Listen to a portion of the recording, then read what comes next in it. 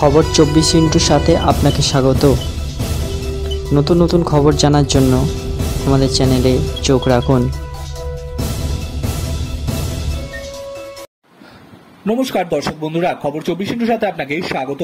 আগামী 19 এপ্রিল লোকসভা নির্বাচনে ভোট গ্রহণ, ঠিক তার দুদিন আগে 17 এপ্রিল রামনবমী। এই রামনবমীকে সামনে রেখে ফের ভোটের মুখে নরেন্দ্র মোদী দেশ জুড়ে রাম মন্দির ঘিরে আবেগ উস্কে দিতে চাইছেন।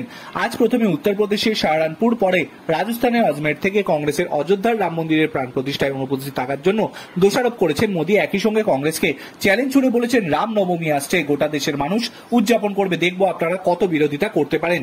পাশাপাশি কংগ্রেসের বিরুদ্ধে নতুন করে সংখ্যালঘু তোষণের অভিযোগ তুলে মোদী দাবি করেছেন, শুক্রবার কংগ্রেস যে ইস্তাহার প্রকাশ করেছে তাতে স্বাধীনতার সময় মুসলিম লীগের যে চিন্তা ভাবনা ছিল সেই সব ভাবনাই আবার নতুন করে ফুটে উঠেছে।